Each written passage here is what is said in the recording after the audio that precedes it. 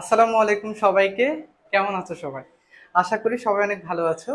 আজকে অনেকদিন পরে আমরা আবারও লাইভে চলে আসছি এবং আমি অসুস্থ থাকার কারণে এবং বিভিন্ন কারণে হয়তো সুযোগ হয় নাই। তোমরা যারা লাইভে আছো আমাকে একটু জানাও যে আমার সাউন্ডটা ঠিক মতো শোনা যাচ্ছে কিনা এবং আহ, আমার পেছনের বোর্ডটা ঠিক মতো দেখা যাচ্ছে কিনা। ঠিক আছে, যত দ্রুত সম্ভব আমাকে একটু জানাও যে আমাকে ঠিক মতো শোনা যাচ্ছে কিনা এবং বোর্ডটা দেখা যাচ্ছে কিনা। আমরা খুব শীঘ্রই ক্লাসে চলে যাচ্ছি ইনশাআল্লাহ। ঠিক আছে, যত দ্রুত সম্ভব আমাকে একটু জানাও যে আহ, আর যারা তোমরা যুক্ত হয়েছো চাইলে ক্লাসটা শেয়ার করে দিতে পারো। পরবর্তী চাইলে যেন তোমরা ক্লাসটা করে নিতে পারো।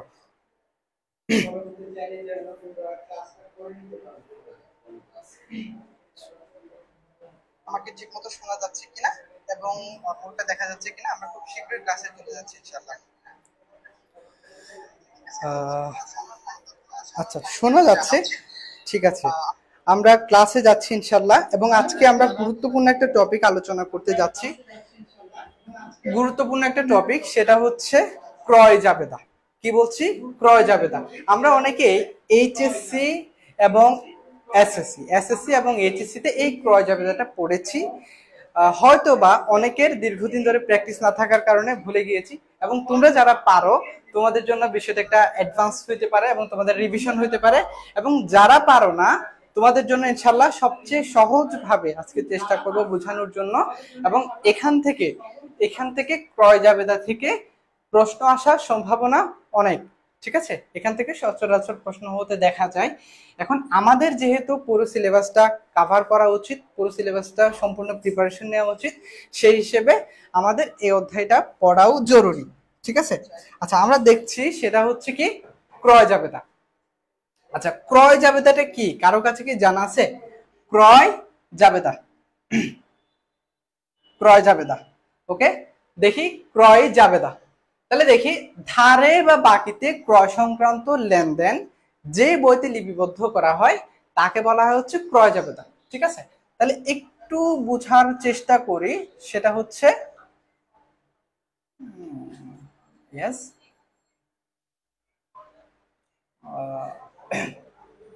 আচ্ছা আমরা পড়তেছি কি ক্রয় জাবেদা। তাহলে এই ক্রয় জাবেদা কেন প্রস্তুত করা হয়? ধারে অথবা বাকিতে ক্রয় সংক্রান্ত যে সমস্ত লেনদেন যে জাবেদার বইতে লিপিবদ্ধ করা হয় তাকে বলা হচ্ছে ক্রয় জাবেদা। ঠিক আছে, অর্থাৎ ক্রয় জাবেদা বললেই এই বইয়ের মধ্যে ধারে অথবা বাকিতে যতগুলা ক্রয় হয়েছে এই ক্রয়গুলা এই ক্রয় জাবেদার মধ্যে আসবে। বোঝা গেছে? এখন ক্রয় জাবেদাকে দুভাগে ভাগ করা যায়। কয় ভাগে? দুভাগে।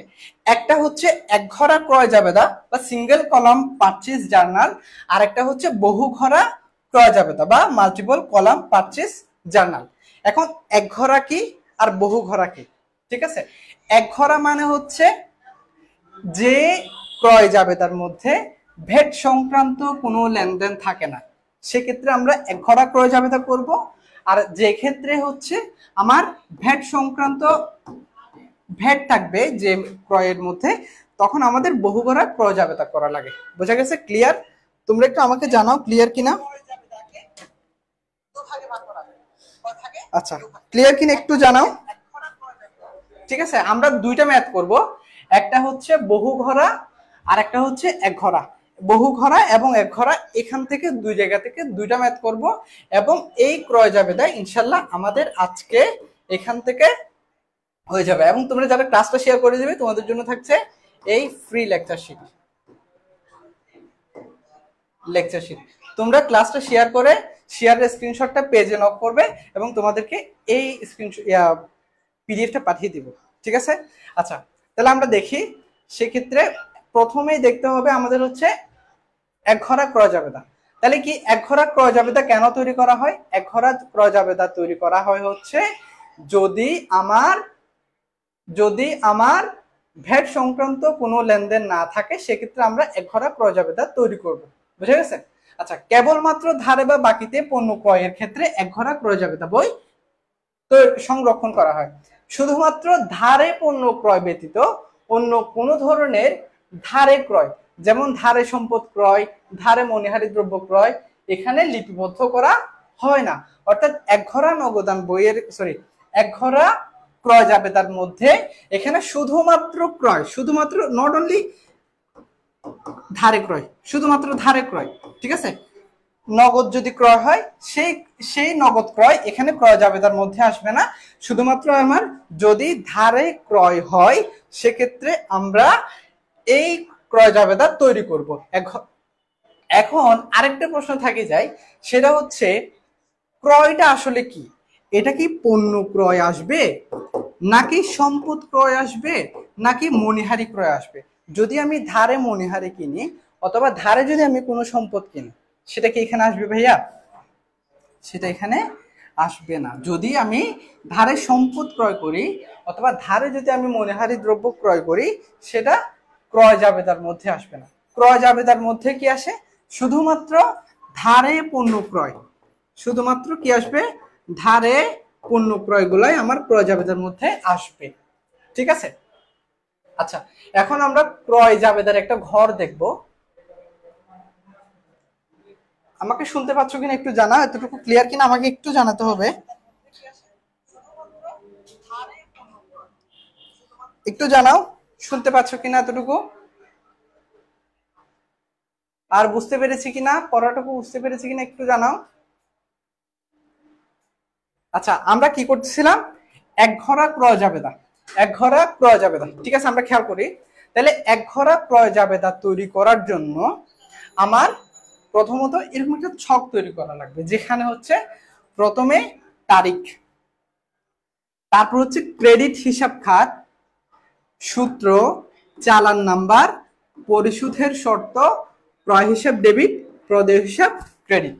আচ্ছা, তাহলে এখানে আমরা জানি প্রথমত যদি আমি ধারে পণ্য ক্রয় করি, যদি আমি ধারে পণ্য ক্রয় করি শুধুমাত্র এই লেনদেনগুলা আমার ক্রয় জাবেদায় লিপিবদ্ধ হবে।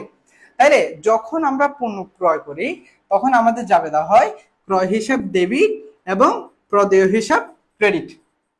এখন এই যে তারিখের ঘরে তারিখ, তারপর হচ্ছে ক্রেডিট হিসাব খাত বলতে হচ্ছে যে আমার এই যে ক্রেডিটের মধ্যে যে হিসাবটা থাকবে প্রদেয় হিসাবটাকে আমার ক্রেডিট লিখবো, সূত্র, চালান নাম্বার এবং পরিশোধের শর্ত আমরা শিখবো। তারপর হচ্ছে এই যে ক্রয় হিসাব ডেবিট, প্রদেয় হিসাব ক্রেডিট, ক্রয় হিসাব ডেবিট এবং প্রদেয় হিসাব ক্রেডিট।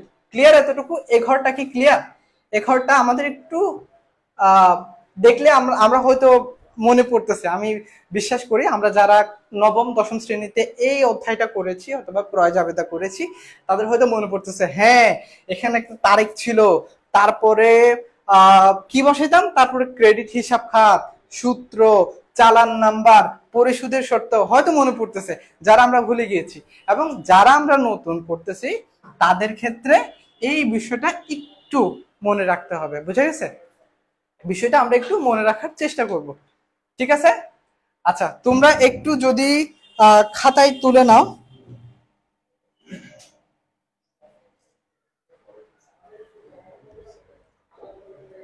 আচ্ছা, বুঝতে পেরেছি। আচ্ছা, আমরা এখন দেখব একটা ম্যাথ করব এক ঘরা ক্রয় জাবেদার জন্য। তাহলে আমাদের কয়টা ঘর থাকবে?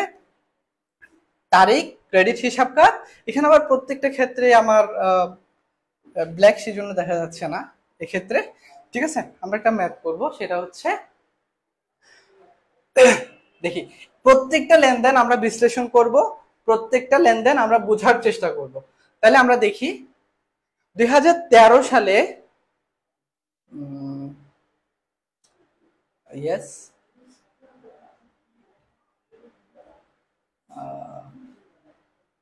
আচ্ছা, 2013 সালে ফেব্রুয়ারি মাসে আলফা কোম্পানি লিমিটেডের ক্রয় সংক্রান্ত তথ্যাবলী নিম্নরূপ।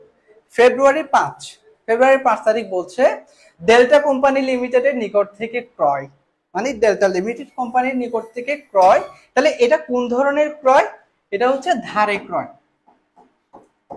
আচ্ছা, ক্রয়, চালান নাম্বার 80, আমাদের কিন্তু চালান নাম্বার একটা ঘর আছে। শর্ত 2/10 নিট 45, 2/10 নিট 45, 50,000 টাকা। আচ্ছা, এই জিনিসটা একটু বোঝার আছে, এই যে 2/10 নিট 45, এই বিষয়টা একটু বোঝার আছে। এবং আমার টোটাল পণ্য ক্রয় হচ্ছে 50,000 টাকা, বুঝে গেছে? জাস্ট লেনদেনটা একটু খেয়াল করবো। তাহলে এক্ষেত্রে ডেল্টা কোম্পানি লিমিটেডের নিকট থেকে ক্রয়, চালান নাম্বার 80, শর্ত 2/10, নিট 45, 50,000 টাকা। এখন প্রথমেই দেখতে হবে আমার এখানে কোনো কারবারি বাট্টা আছে কিনা। কারবারি বাট্টা, ঠিক আছে। আচ্ছা, কারবারি বাট্টা মানে কি ভাই, একটু মনে করার চেষ্টা করো। তোমরা যারা আগে পড়েছো অথবা জানো না, একটু মনে করো। কারবারি বাট্টা মানে হচ্ছে পণ্য ক্রয় বিক্রয়ের সময় দোকানদার যে ছাড়টা দেয়, ঠিক আছে, পণ্য ক্রয় বিক্রয়ের সময় যে ছাড়টা দেয়া হয় এটাকে বলা হচ্ছে কারবারি বাট্টা, যেটা বিক্রেতা এবং ক্রেতা কেউ হিসাবভুক্ত করে না, বুঝা গেছে? এবং এই কারবারি বাট্টা যদি থাকে মোট ক্রয় থেকে, এই কারবারি বাট্টাটা বাদ দিতে হয়, বুঝা গেছে? তাহলে আমাদের এখানে কারবারি বাট্টা নামে কিছু আছে? কিছু নেই। তাহলে আমাদের এখানে বুঝতে হবে হচ্ছে শর্ত 2/10, নিট 45। তার মানে হচ্ছে এই যে 5 তারিখ আমি এই যে ডেল্টা কোম্পানি লিমিটেডের নিকট থেকে পণ্য বিক্রি করছে, ধারে যদি 10 দিনের মধ্যে, যদি 10 দিনের মধ্যে টাকাটা পরিশোধ করে, মানে হচ্ছে এই 50,000 টাকা যে ধারে পণ্যটা বিক্রয় করছে, এই টাকাটা যদি 10 দিনের মধ্যে পরিশোধ করে, তাহলে সেক্ষেত্রে 2% বাট্টা পাবে। আচ্ছা, এই বাট্টাটা হচ্ছে নগদ বাট্টা, এটা হলো নগদ বাট্টা। আচ্ছা, যদি 10 দিনের মধ্যে পরিশোধ করে এই 50,000 টাকা, সেক্ষেত্রে 2% বাট্টা পাবে। অন্যথায় যদি 10 দিনের মধ্যে পরিশোধ না করে, অবশ্যই 45 দিনের মধ্যে এই টাকাটা পরিশোধ করতে হবে, বুঝা গেছে? 45 দিনের মধ্যে এই টাকাটা পরিশোধ করতে হবে, বুঝতে পারছি? তার মানে এক্ষেত্রে আমার টোটাল কত টাকা? 50,000 টাকা, টোটাল 50,000 টাকা, ঠিক আছে।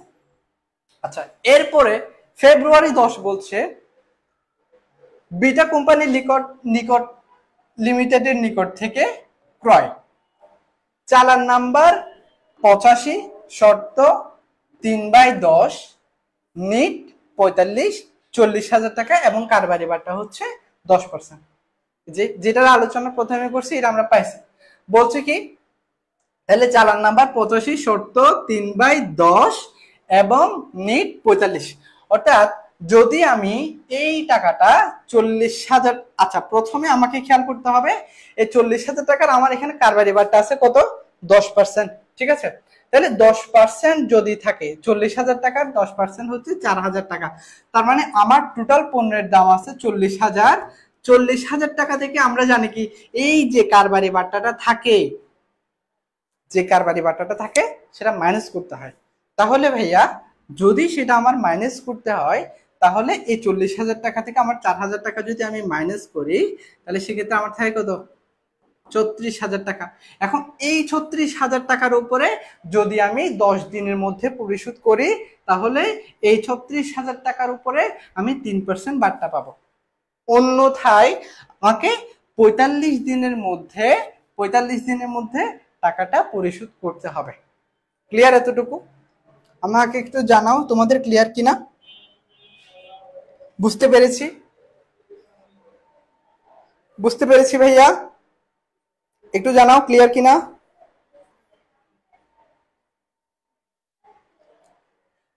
আচ্ছা, এরপরে আমরা পরবর্তী লেনদেনে যাব। তারপর বলছে কি, ফেব্রুয়ারি 15 তারিখ, তাহলে এক্ষেত্রে আমার টাকা হচ্ছে 36,000 টাকা, কারবারি বাট্টা বাদে এখানে হচ্ছে 50,000 টাকা। ফেব্রুয়ারি 15 তারিখ গামা কোম্পানি লিমিটেডের নিকট থেকে ক্রয়, চালান নাম্বার 92, শর্ত 1/10, N45 মানে হচ্ছে নিট 45, 30,000 টাকা, কারবারি বাট্টা 10%, পেকিং খরচ 3,000 টাকা। পেকিং খরচ কত? 3,000 টাকা। আচ্ছা, তাহলে এক্ষেত্রে আমাকে কি করতে হবে? এই যে এই বিষয়টাতে বললাম 10 দিনের মধ্যে যদি পরিশোধ করে তাহলে 1% বাট্টা পাবে, আর যদি পরিশোধ না করে তাহলে 45,000 টাকা আমাকে পরিশোধ করতে হবে। 45 দিনের মধ্যে আমাকে পরিশোধ করতে হবে। এবং এই যে 30,000 টাকা এখানে আমার যে কারবারি বাট্টা আছে এটার উপরে 10% বাট্টা ধরতে হবে। কয় পার্সেন্ট বাট্টা ধরতে হবে? 10%। তার মানে 30,000 টাকার 10% কত হয়? 30,000 টাকা আমার এখানে আছে, এটার 10% হচ্ছে, 10% হলো 3,000 টাকা।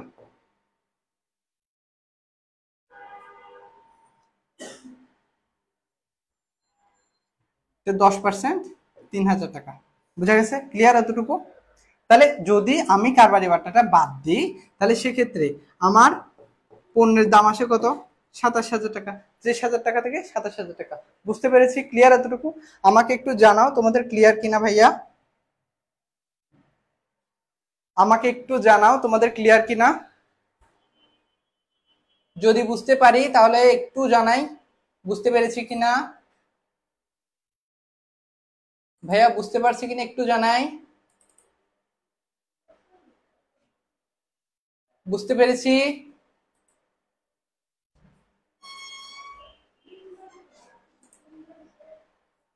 বুঝতে পেরেছি এতটুকু ক্লিয়ার?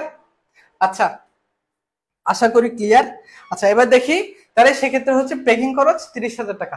এখন আমার পণ্যের দাম আসছে 27,000 টাকা প্লাস প্যাকিং খরচ 3,000 টাকা, টোটাল কত হলো আবার 30,000 টাকা। বুঝা গেছে? তার মানে হচ্ছে এই গামা কোম্পানির ক্ষেত্রে কত আসছে? 30,000 টাকা আমার এখানে আসছে। এরপরে বলছে কি ফেব্রুয়ারি 20 থিটা কোম্পানি লিমিটেডের নিকট থেকে ক্রয় চালান নাম্বার 100 শর্ত 2/10 এন 45 25,000 টাকা। ভাইয়া এবার বলো, শর্ত 2/10 নিট 45, এটার মানেটা একটু কমেন্ট করো তো, এটা মানে কি বুঝাইছে? শর্ত 2/10 এন 45, এটা মানে কি বুঝাইছে? বলো ভাইয়া, তাড়াতাড়ি একটু বোঝার চেষ্টা করো, বলো কি বলছে এটা মানে। আচ্ছা, আমি জানি এতক্ষণ তো বললাম, ঠিক আছে। আচ্ছা, এক্ষেত্রে আমাদের একটা বিষয় খেয়াল রাখতে হবে, এখানে কি কোনো কারবারি বাট্টা আছে ভাইয়া? বলো তো এখানে কোনো কারবারি বাট্টা আছে কিনা। আমার এখানে কোনো কারবারি বাট্টা নাই, সেক্ষেত্রে মাইনাস করার কিছুই নাই। বুঝা গেছে? তার মানে হচ্ছে আমার এখানে কত?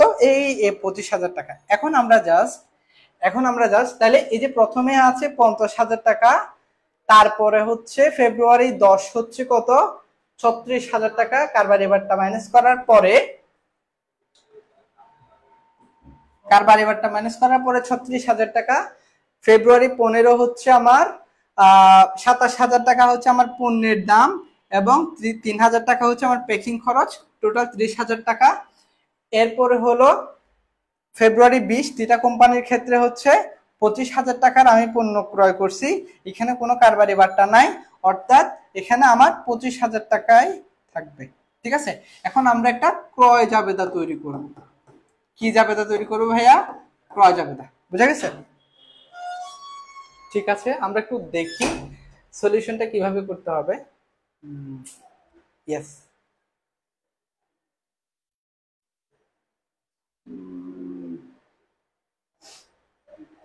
আচ্ছা, যেটা বলছিলাম সেটা হচ্ছে দেখো, এই যে তারিখ 2013 ফেব্রুয়ারি 5 ডেল্টা কোম্পানি, এই যে পরিশোধের শর্ত কি ছিল?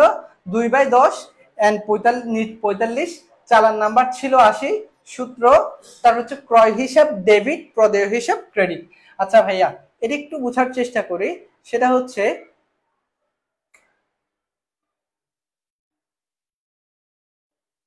ইয়েস, একটু বোঝার চেষ্টা করি, সেটা হচ্ছে যে এই যে ক্রয় হিসাব ডেবিট হয়, আমরা জানি সব ক্রয় সবসময় ডেবিট হয়, ক্রয় হিসাব ডেবিট হয়। ফেব্রুয়ারি 5 তারিখে কি করছিল? ডেল্টা কোম্পানির নিকট হতে ক্রয় করছিল। তার মানে সেক্ষেত্রে আমরা কি করছিলাম, আমাদের জাবেদা হবে ক্রয় হিসাব ডেবিট এবং প্রদেয় হিসাব, প্রদেয় ডেল্টা, লিমিটেড হিসাব, ঠিক আছে, সংক্ষেপে লিখলাম। তার মানে এই যে আমাদের এখানে বললো না ক্রেডিট হিসাবটা, তাহলে এই ডেবিট আর প্রদেয় হিসাব ডেল্টা লিমিটেড কোম্পানি ক্রেডিট, এই যে ক্রেডিট হিসাব খাতের মধ্যে আমার ডেল্টা লিমিটেড কোম্পানি আসছে, বুঝতে পারছি। তার মানে হচ্ছে আমার এই যে ক্রেডিট হিসাব খাত যেটা হয় এই লেনদেনের, এই যে এটা হচ্ছে আমার ক্রেডিট হিসাব খাত ডেল্টা লিমিটেড কোম্পানি, এই ডেল্টা কোম্পানি লিমিটেড এটা। তারপর হচ্ছে কি বলছিলাম, নিট 2/10, 2/10, নিট 45, 80, এবং এই যে কত ছিল তাদের বলছিলাম 50,000 টাকা, এই যে 50,000 টাকা এখানে হয়েছে, ক্লিয়ার। আচ্ছা, এরপরে বলতেছে কি ফেব্রুয়ারি 10 বিটা কোম্পানি লিমিটেড, পরিশোধের শর্ত হচ্ছে 3/10, 10 দিনের মধ্যে পরিশোধ করলে 3% বার্তা পাবে, নিট 45 এবং চালান নাম্বার 85 সূত্র এবং 36,000 টাকা। তার মানে হচ্ছে তাদের টোটাল 40,000 টাকার পণ্য কিনছে, এখানের উপর 10% কারবারি বার্তা যাওয়ার পরে, 10% কারবারি বার্তা যাওয়ার পরে টোটাল আর 36,000 টাকা থাকে, 36,000, বুঝতে পেরেছি, 36,000। এরপর হচ্ছে ফেব্রুয়ারি 15 গামা কোম্পানি লিমিটেড 1/10, নিট 45, 92 হচ্ছে চালান নাম্বার এবং 30,000 টাকা হচ্ছে আমার এখানে আসবে, অ্যামাউন্টের মধ্যে আসবে। ফেব্রুয়ারি 20 থিটা কোম্পানি লিমিটেড, শর্ত ছিল এটা, চালান নাম্বার 100 এবং টোটাল 25,000 টাকা, বুঝতে পেরেছি ভাইয়া, এটা কি বুঝতে পেরেছি?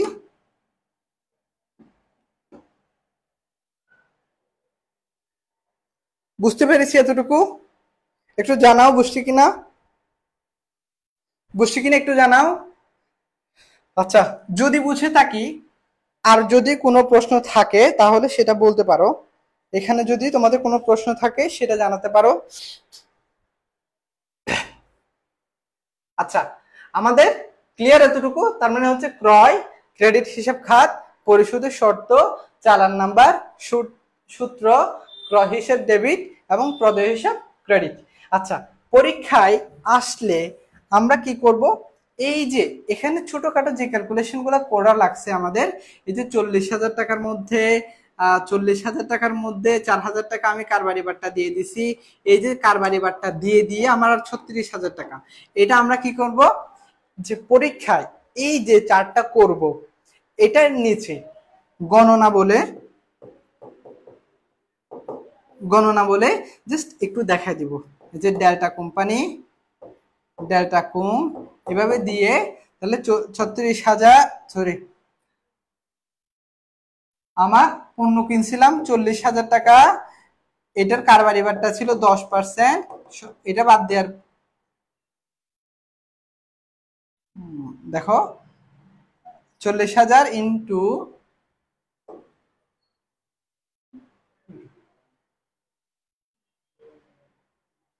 মাইনাস 40,000 গুণ 10%, ঠিক আছে, সমান 36,000 টাকা। এই টাকাটা, এই টাকাটা আমি এই যে এটা গণনা, মানে যেখানে যেখানে আমাদের ক্যালকুলেশন করার লাগছে ওই জিনিসটা আমরা জাস্ট গণনা 1 2 3 এভাবে দিয়ে দিতে পারি, ঠিক আছে। অনেক টিচার আছে যারা ভুল ধরতে পারেন, ঠিক আছে, সেক্ষেত্রে এই বিষয়টা আমাদের খেয়াল রাখতে হবে, ক্লিয়ার এতটুকু? আচ্ছা, যদি বুঝে থাকি তাহলে আমরা বহু ঘরা যে ক্রয় জাবেদা আছে সেটা একটু দেখব। ওয়েল, আচ্ছা, এই ম্যাথটা পুরোটা হচ্ছে ওইটার এর আগে যেটা করেছি সেটার মতোই, জাস্ট এখানে একটা জিনিস বেশি আছে, সেই বিষয়টা হচ্ছে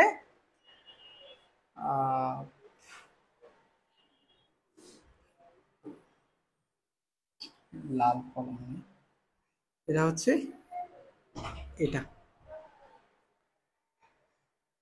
এর আগে যে ম্যাথটা করেছি তার মধ্যে আমার ভ্যাট ছিল না, বাট এই ম্যাথের মধ্যে আমার ভ্যাট আছে, বুঝা গেছে? এখন আমি বহু ঘরা ক্রয় জাবেদা করব। আচ্ছা, এখন আমাকে একটা বিষয় বলো, সেক্ষেত্রে একটা বিষয় আমাকে জানাতে হবে, সেটা হচ্ছে ভ্যাটের জাবেদাটা কি হয়। ভ্যাটের জাবেদা যদি কোনো ক্রয়ের সময় যখন আমার ভ্যাট থাকে তখন আমরা এই ক্রয়ের জাবেদাটা কিরকম দিই, আমাকে একটু জানাতো কমেন্টে, কমেন্টে একটু জানাও, আমরা সেক্ষেত্রে ক্রয়ের জাবেদাটা কি দিই যখন আমার ভ্যাট থাকবে তখন আমি ক্রয়ের জাবেদা কি দিব? যখন আমার ভ্যাট থাকবে তখন আমি ক্রয়ের জাবেদা কি দিব? ভাইয়া একটু জানাও।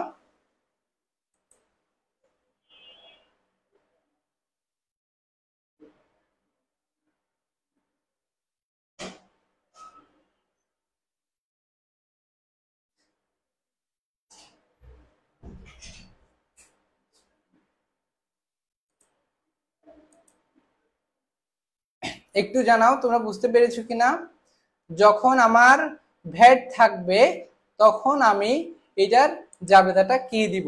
ঠিক আছে, যখন ক্রয়ের সময় আমার ভ্যাট দিতে হয় তখন আমি এটার জাবেদাটা কি দিব?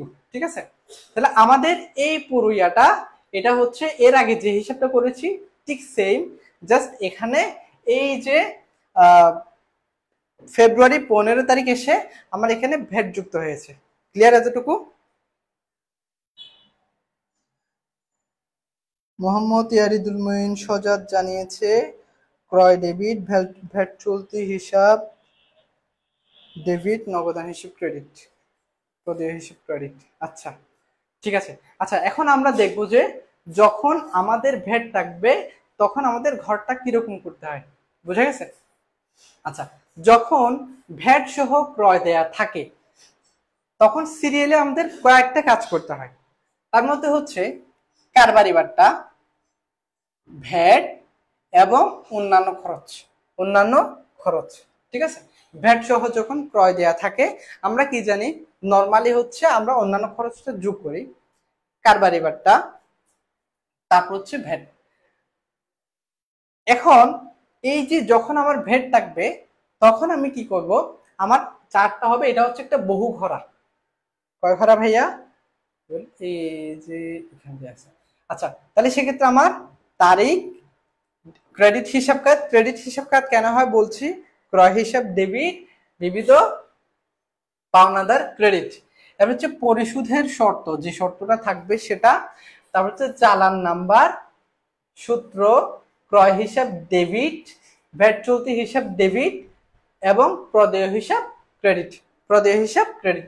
আচ্ছা আমাদের জাবেদা হয় কি, যখন আমরা পণ্য ক্রয় করি ভ্যাট সহ তখন আমাদের জাবেদা হয় ক্রয় হিসাব ডেবিট, ভ্যাট চলতি হিসাব ডেবিট,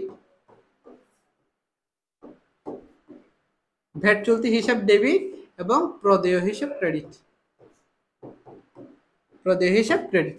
জাস্ট আমরা এই জিনিসটা এখানে ইমপ্লিমেন্ট করার চেষ্টা করব, বুঝা গেছে?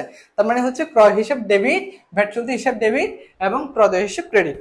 আচ্ছা তাহলে আমাদের প্রথম তারিখ ছিল, আমাদের প্রথম এই যে ফেব্রুয়ারি 5 তারিখ কত টাকা আসবে? আমাদের এখানে আসবে হচ্ছে ফেব্রুয়ারি 5 কোন কোম্পানি ছিল? Delta company limited.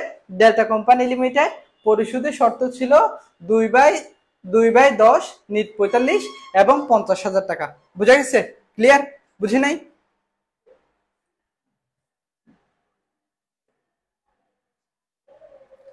বুঝছি? আচ্ছা কি আমার এখানে শর্ত ছিল এটা, জাস্ট আমরা এই যে এখানে এগুলো বসাই দিব। তাহলে আমার আনসারটা একটু দেখি, সরাসরি এখানে চলে যায়, বুঝে দিই। তাহলে ফেব্রুয়ারি 5 ডেল্টা কোম্পানি লিমিটেড আমার পরিশোধের শর্ত ছিল 2/10 নিট 45 এবং চালান নাম্বার 80, ক্রয় হিসেব ডেবিট 50,000 টাকা। আমার এখানে কোনো ভ্যাট ছিল, তাহলে এখানে আমাদের জাবেদা হবে হচ্ছে কি ক্রয় হিসাব ডেবিট। যেহেতু এখানে কোনো আমার ভ্যাট ছিল না সেক্ষেত্রে আমার এখানে ভ্যাটের কোনো কাজকর্ম নাই। যেহেতু আমার এখানে কোনো ভ্যাট ছিল না এই ট্রানজেকশনের মধ্যে, সেহেতু আমার এখানে ভ্যাটের কোনো কাজকর্ম নাই। তার মানে এখানে জন্য জিরো আসছে। তার মানে ক্রয় হিসাব ডেবিট এবং প্রদেয় হিসাব ক্রেডিট, ক্রয় হিসাব ডেবিট 50,000, প্রদেয় হিসাব ক্রেডিট 50,000 টাকা। ক্লিয়ার ভাইয়া? আচ্ছা এরপরে দেখো ফেব্রুয়ারি 10 বিটা কোম্পানি লিমিটেড, শর্ত ছিল হচ্ছে 3/10 নিট 45 এবং চালান নাম্বার ছিল 85, 36,000 টাকা। 36,000 টাকা। এবং এই যে 36,000 টাকা এটার সাথে কোনো ভ্যাট ছিল না, এটার সাথে কোনো ভ্যাট ছিল না। যেহেতু ভ্যাট ছিল না সেক্ষেত্রে আমার এই জন্য আমার এখানে ভ্যাট হয়েছে 0 এবং 36,000 টাকা আমার এখানে আসছে। এরপর আমার যেখানে ভ্যাট আছে সেটা হচ্ছে গামা কোম্পানি লিমিটেড। ঠিক আছে, গামা কোম্পানি লিমিটেড। আমরা একটু দেখি গামা কোম্পানি লিমিটেড কি বলছে। বলছে গামা কোম্পানি লিমিটেডের নিকট থেকে ক্রয় 30,000 টাকা, কারবারি বাট্টা 10% এবং পেকিং খরচ 3,000 টাকা, পেকিং খরচ 3,000 টাকা। ঠিক আছে, তাহলে ভ্যাট হচ্ছে 15%, ভ্যাট হচ্ছে 15%। তাহলে আমরা একটু হিসাব করি, সেটা হচ্ছে আমাদের ভ্যাট কত আসে, ভ্যাট কত আসে সেটা একটু হিসাব করি। ভ্যাট আসে হচ্ছে 30,000 মাইনাস 3,000 যোগ ইন্টু 15%।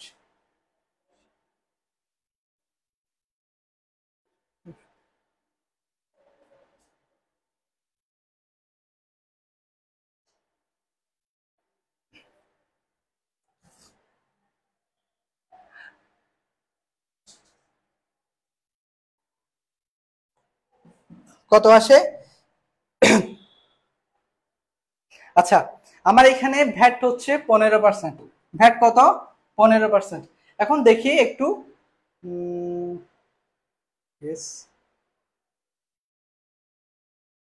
আচ্ছা আমার এখানে 30,000 টাকার আমি পণ্য কিনলাম, 30,000 টাকার পণ্য কিনলাম, এখান থেকে মাইনাস করলাম হচ্ছে আমার যেটা কারবারি বাট্টা ছিল 10%, কারবারি বাট্টা কত আসে? 3,000 টাকা। 3,000 টাকা মাইনাস করার পরে আমার ক্রয় থাকে 27,000 টাকা। এই 27,000 টাকার উপরে কত পার্সেন্ট ভ্যাট বললো? আমাকে বলছে 15% ভ্যাট।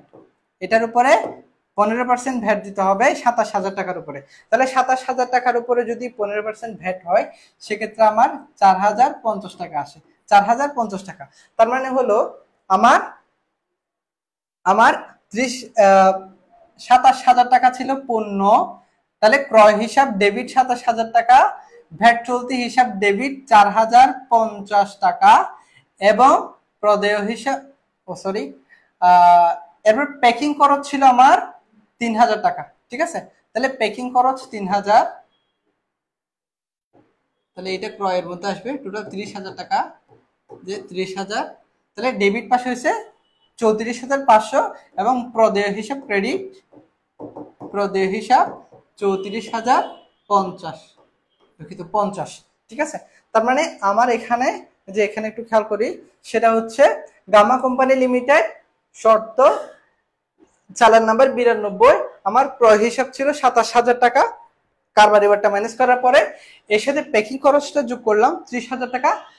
এখানে এই যে বাট্টা এখানে হবে 4,050, 4,050, যেটা আমি ভ্যাট দিছি, যে ভ্যাটটা দিছি 4,050 টাকা, আমার যেটা আসছে সেটা এই ভ্যাটটা এখানে আসবে। তার মানে আমার এখানে আছে হচ্ছে ক্রয় এবং প্যাকিং খরচ দুইটা, তারপরে হচ্ছে আমার যেটা ভ্যাট ছিল সেটা ভ্যাট চলতি হিসাব, তার হচ্ছে আমার টোটাল প্রতি হিসাব আসছে 34,050 টাকা। ক্লিয়ার ভাই এতটুকু?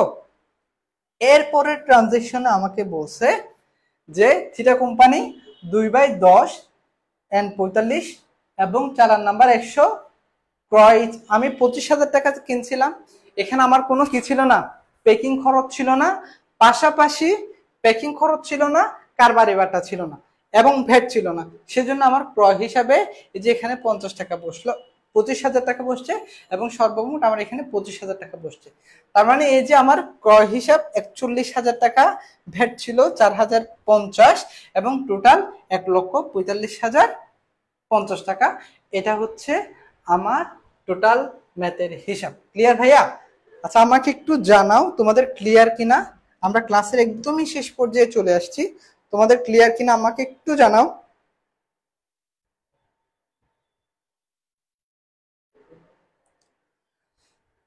একটু জানাও তোমাদের ক্লিয়ার কিনা। আশা করি বুঝতে পেরেছি সবকিছুই। রয় ডেভিড, আসসালামু আলাইকুম ভাইয়া। ওয়ালাইকুম আসসালাম। ক্রেডিট, আচ্ছা আশা করি বুঝতে পেরেছি। তোমাদের সবাইকে দেখা হচ্ছে সবার সাথে ইনশাল্লাহ নেক্সট পরবর্তী কোনো ক্লাসে। সে পর্যন্ত সবাই ভালো থাকবে, সুস্থ থাকবে এবং তোমাদের যদি কোনো সমস্যা থাকে সেক্ষেত্রে তোমরা কমেন্টে জানাতে পারো, যথাসাধ্য চেষ্টা করবো কোনো প্রবলেম যদি থাকে সেটা সলভ করে দেওয়ার জন্য। সবাইকে অনেক অনেক শুভেচ্ছা এবং পরবর্তী কোনো ক্লাসে দেখা হবে। আসসালামু আলাইকুম।